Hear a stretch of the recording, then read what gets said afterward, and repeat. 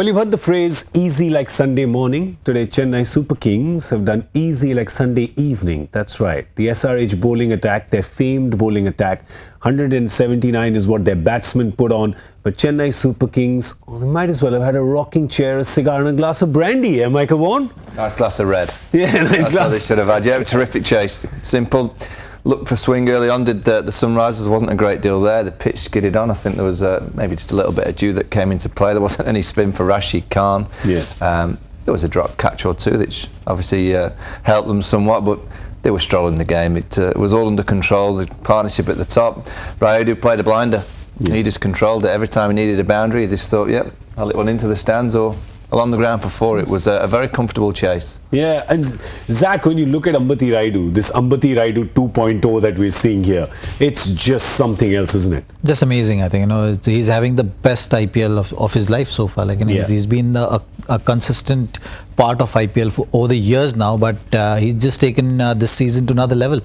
And this is not the Ambati Rayudu we know in terms of his strike rate. Yeah. Like you look at his strike rate, is like he's right up there. You feel that someone like AB de Villiers is batting there. The way he's timing the ball is just outstanding. I think the 100, he deserved it. I think the way he's had this season so far, he's been in tremendous form and he's made every opportunity count. I think from Mumbai Indians suddenly going to this CSK setup, it seems to be he's flourishing. I think when you are a part of a big setup, you somehow don't have that kind of responsibility, and you can get a bit of lost in the whole crowd of stars. And I think here he's taken the opportunity and just proving out to be a great signing for CSK. He's got yellow fever in a good way, hasn't he? Yeah, this boy. But I'll tell you something, just in the end, when Dhoni hit a 4 and Ambati Rayudu was on the other side, stuck in 99 with 2 runs to win, did you go back to that last over? Do you remember Mahendra Singh Dhoni? I think Birmingham it was, when he was not giving him when he was not taking the single, he said, I'll get it done myself. This is a different Ambati Rayudu from 10 for sure. Look, MS certainly didn't want to leave it to the last over. He said, okay, let me hit a boundary first. Yeah. Let me get closer to the score and then think of 100. Because look, individual milestones are important, but they're not that important. And especially when you're talking about going to the playoffs, certainly that's the last thing on his mind. Yes, Rayudu does deserve the applaud for the kind of innings he's played, and he did deserve 100. But first things first, you're going to win the match. Get closer to the win, and then see how. But Michael, as a batsman, if you're stuck on 99 and your team wins anyway, it doesn't matter, does it?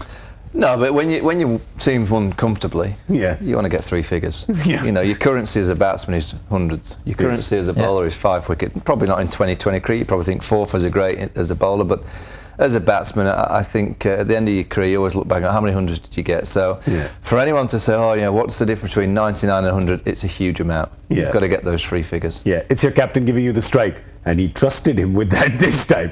When he did hit that down to third man, I was like, I hope there's no misfield here. Goes for 4 and Rayudu's like, what? But my chance. But anyway, he really took his chance today, as did Watson. And Zach, their opening partnership, I mean, it didn't seem like it was that same SRH bowling attack. And now you see SRH is actually given 300s away against them, which means that either they get all the batsmen out or there's one guy they just can't get out. They work in 2 modes. Well, it's just one team which has actually consistently troubled SRH bowling lineup, and that's CSK. And just the way they plan their batting, I think against Rajasthan Royals also you saw they understand the situations and the conditions so well. They attacked from the beginning. They try to make use of the new ball, and then at the back end of the innings, that RR wicket does slow down. So they have these kind of discussion. I think the experience of that team has been really helping them. The likes of Shane Watson, they knew exactly how to put pressure. I think they put pressure on the bowlers. They didn't let them settle today. And today was one of the better wickets to bowl on. I think the wicket had enough to offer for the seam bowlers, but it's just that Rayudu and Shane Watson didn't let anyone settle on that track. I mean, they've gone 13 overs and some at 10 and over, and you have to say it never really looked risky. It never looked like breakneck. It never looked like they were throwing themselves at everything. No, but that's Watson when he's at his best. I mean, Rayudu's played a blinder, but I think Watson at the other end's helping him out massively because he gets boundaries without, as you said, without him looking like taking any risks. He's got that pull shot, he's got the strong drive, he's got that kind of glance down to third man. There was a little bit of help from the fielders. There was a few that went through the hands, which is not like the Sunrisers at all. But this was a true wicket, you know. It was a real test of Kane Williamson's team because the ball was skidding on. There wasn't a great deal of spin. And if you look at a lot of the success they've had so far in the IPL, it's when the wicket's just held in the surface. There's been spin there for Rashid Khan, for Shakib Al Hassan. They've been able to bowl those cutters and those slow ball bounces, and Cal's bowled some quick bounces as well. So this pitch was probably, in terms of what they've bowled on, the hardest as a bowling unit to bowl on because it's skidded on beautifully to the bat.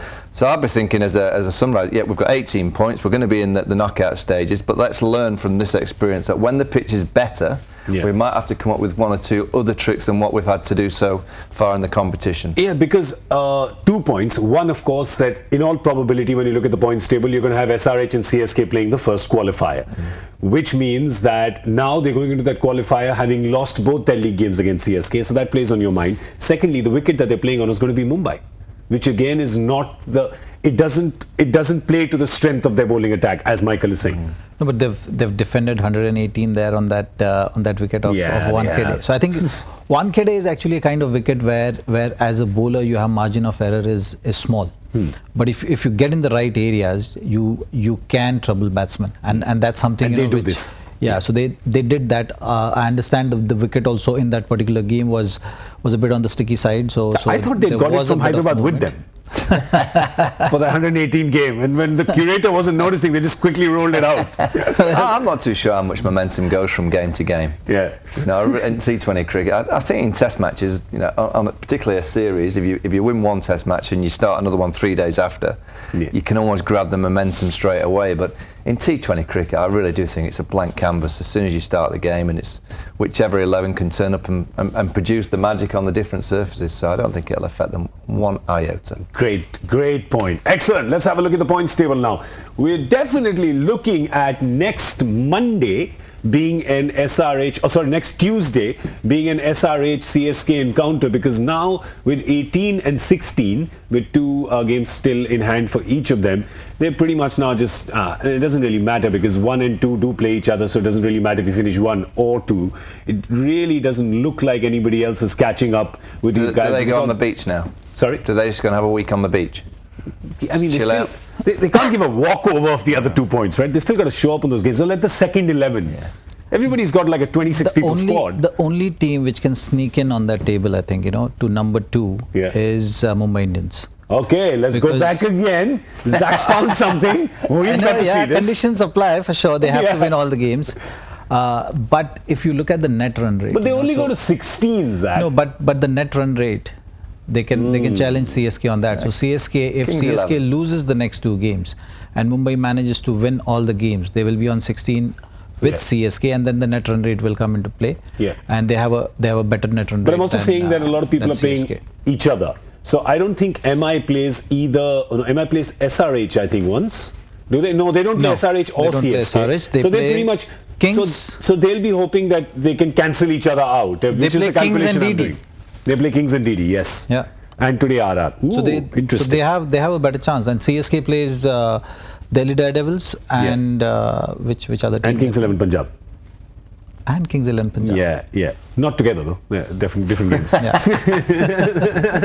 Though on current form. So the chances of that happening is slim, because CSK, you expect CSK to win 1 game out of 2. Yeah, Kings 11 can get to 18, can't they? Yeah. One thing's for sure, the Delhi Daredevils aren't getting anywhere. My good old friend Ricky Ponting as well, I mean. Yeah. But I think struggled. They've already taken the wooden spoon home. It's lying in their kitchen already. So I think this wooden spoon with the red table, that'd be a nice combo. Yeah, it'd look nice, wouldn't it? Maybe I should go and get my red table a friend. RCB's colour is red, so they might be eyeing the red table. Yeah. Well, listen, I've got it here for Liverpool. I'm playing.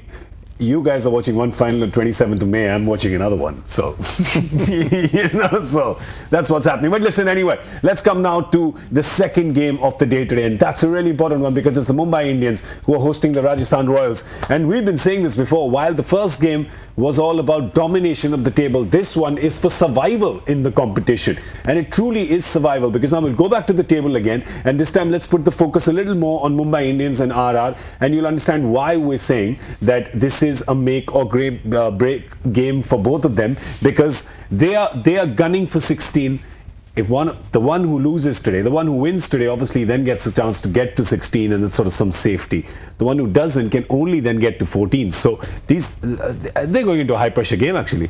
Yeah, this one I like watching. Yeah. I love watching cricket all the time. But at the start of any of all these kind of really good T20 leagues, you get a feeling that teams can just have an off week. Yeah. Now they can't have any off games. Yeah. Now it's come down to the stage where you need your big players to stand up. I look at someone like Ben Stokes for Rajasthan Royal. Yeah. Hasn't yet fired.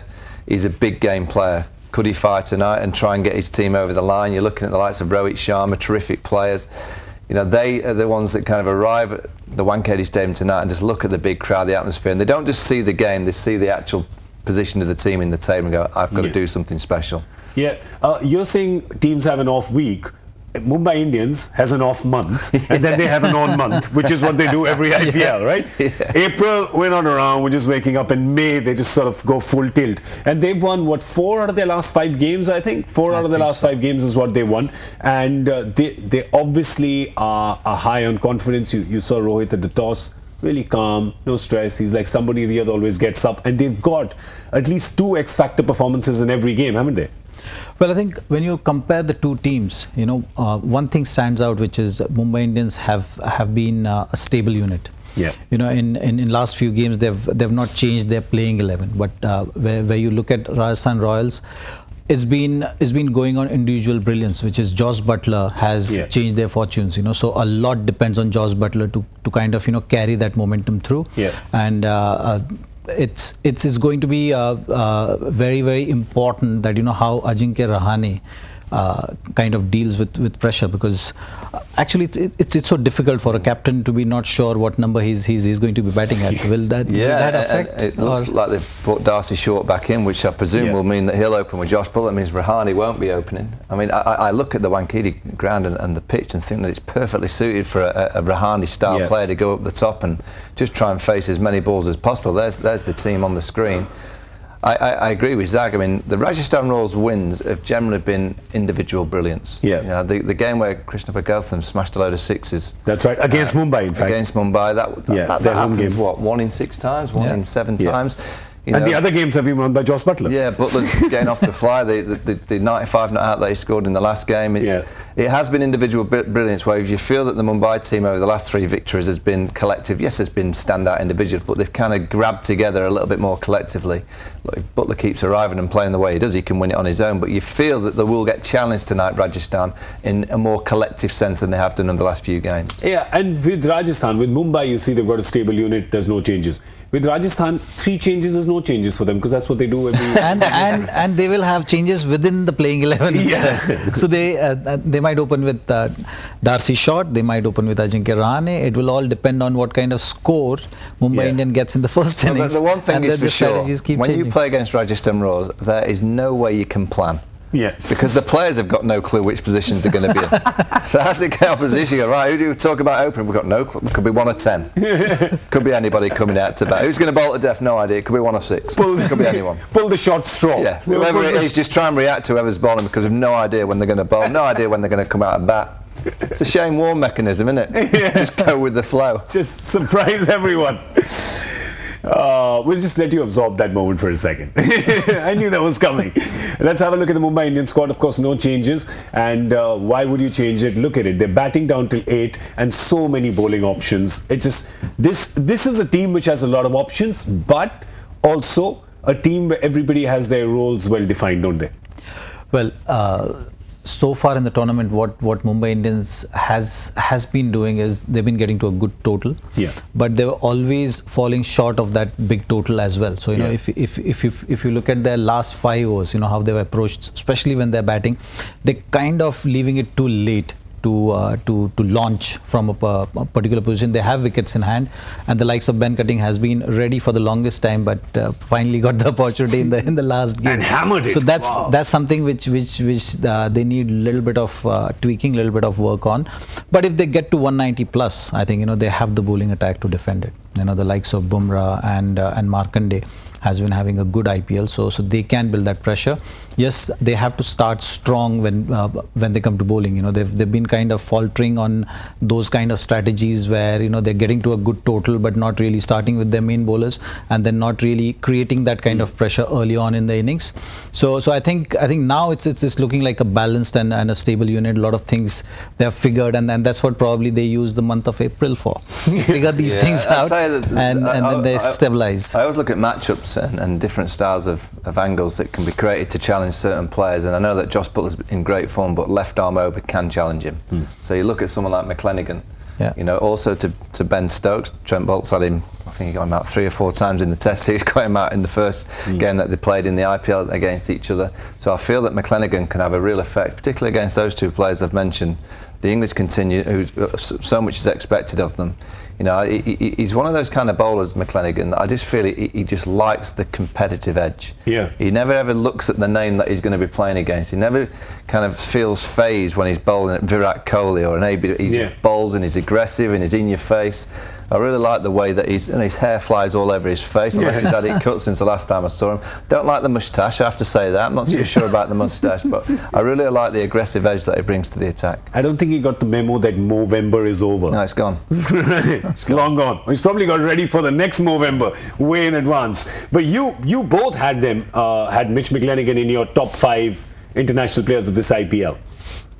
Yeah, because the kind of impact which is been creating right early in the innings, so that is very important. You look at the success of Mumbai Indians. They've been managed to take wickets up front, and I think when you're taking wickets up front, Mitch McLenigan has been playing that kind of vital role of giving that breakthrough, and he's another kind of bowler who keeps things simple. I keep talking about that, keeping things simple. I think he just believes in running in hard, hitting the deck hard, and then just have 2 lengths. He either goes right full, fast as possible to left-handers. The ball does dip in a bit, and has seen success with that, leg before wickets and bowls, and then back of the length. And he just uses that one delivery, which is a back of hand slower one, again from that particular length. Interesting. We, of course, Ajinkya Rahane won the toss. Ajinkya Rahane, of course, knows this ground really well as well. Decided that they wanted to chase. No surprise, because that's what you want to do in Wankhede, because you never know what a good total is going to be. And the Mumbai Indians are obviously going to go out and they're going to go full throttle. They have Ishan Kishan, who was in great form in the last game. They've stuck with their opener. Suryakumar Yadav has had a good IPL. Rohit Sharma looks like he's going to come at 4, and that's something that Michael Vaughan finds slightly puzzling. I was speaking about it yesterday. I was covering the IPL at the start of the tournament when he struggled. Yeah. And I just think that your best player, he is one of the great players of the white ball game at the minute. Across the 50 overs, across T20, you only have to do the numbers in terms of the hundreds that he scores. And if I was in charge of the Mumbai Indians, I'd be wanting my best player to face as many of those 120 balls as possible. And I just feel if Rohit opens the batting and gets 60 or 70 balls in his locker, there's 120 for the team. Yeah. If he comes in at 4, he might not come in till the 7th or 8th. He might only face 30, 40 balls. Yeah. So I always look at T20 and think, I get finishers, I get the kind of powerhouses that you need in the middle, but when you've got class and class players that, the likes of Rohit Sharma, Virat Kohli, AB de Villiers, class players need as many balls as possible in my eyes. So I'd be just saying, Rohit, get to the top of the order, go in with Evan Lewis, like the left-hand right-hand combination. I know that Mumbai love the left-hand right-hand combination. They're not going to break that. They get a bed at night sleeping about the left-hand right-hand combination. Fantastic, but get your best right-hander at the top of the order. Yeah, and he does it for India. You think he does it for India. He's got 3 double hundreds. That's 3 double hundreds. See, I look at it so he does it for India, does it brilliant. 3 double centuries, you mentioned. It's like Harry Kane. He's a striker for England. He scores loads of goals for Tottenham as a striker, and then all of a sudden he goes to play for another team. He's going to play centre midfield. Yeah. It isn't going to happen. He's a striker. Rohit Sharma is an opening batsman in the white ball game. Yeah. And he's one of the best probably in the last 15 years that we've ever seen. So Get to the top. He won't do, by the way. Yeah, He'll bat won't number happen. 4. Yeah. So we can talk for as long as we want. It's not going to change anything. He certainly won't be watching us. He's going to bat at 4. You know, if we could have a feature-length documentary of the discussions we've had about Rohit Sharma opening the batting on Cricbuzz Live, right? Because we all love Rohit Sharma. We're all fans of Rohit Sharma. We all want to see him open. He just doesn't seem to want to do it. It just doesn't happen. Not taking anything away, by the way, from Surya Kumar Yadav, who has been absolutely brilliant at the top. And you could open with Surya Kumar and with Rohit Sharma. But MI doesn't do that because they like the right and the left. Yeah. It's the right. That's one thing which a lot of teams have been working on, I think. And they've got 5 left-handers in their 9, KKR right? also follows that kind of batting order in terms of left and right. And Mumbai is big on that. Yeah, make sure. Chennai is another team who has been doing that in the past. Yeah. Not this season so much. Well, okay, so the Mumbai Indians are going to come out to bat. Zach, is it fair to say you just never know what a good total is at Wankhede, right? You never know what a safe total is when you're batting first. Well, that's one thing Mumbai Indians will have to assess as soon as possible. You know? Yeah. Because at times playing at Wankhede, you get caught up. You know, you just play the conditions more than playing the game. You know, you always think that, Wankhede, we have to get 200 runs. But there have been games where the wicket is on a sticky side. Sometimes, you know, you have some help for the swing bowlers there at the beginning of the innings. So you got to figure that perfect number. I think, you know, 180, 190 is usually a good total in this format. Doesn't matter what kind of conditions you are playing under. So you can't start the match thinking you got to reach 200. I think, you know, you still got to start the game thinking that 160 is your target, and then reassess the situation as soon as possible. I always look at games like tonight, which is it's going to be pressure. And the pitch will be great, you know that. The ground's pretty small, there'll be boundaries, there'll be sixes. It'll come down, and I always think in these real pressure is fielding. Mm-hmm. Because fielding is the one thing you can actually control as a team. Yeah. You can control that, you know, some decisions, the pitch itself, you can't really control that. So the team that can squeeze 10 or 15 runs by being the better fielding side, or taking the flying catch, taking a run out, just diving and stopping a few flies on the boundary. You know, if you can squeeze 15 runs out your fielding unit, that'll go a long way of winning the game. Great point. Now, you know, in the first game we had Zach guessed correctly. He had said 180 and it was 180 to win. So 179 is what SRH got. Would you like to hazard a guess again? Should we let the master go first? Go on. I said CSK as well. And CSK. Oh, I tell you what, just throw it straight in our face.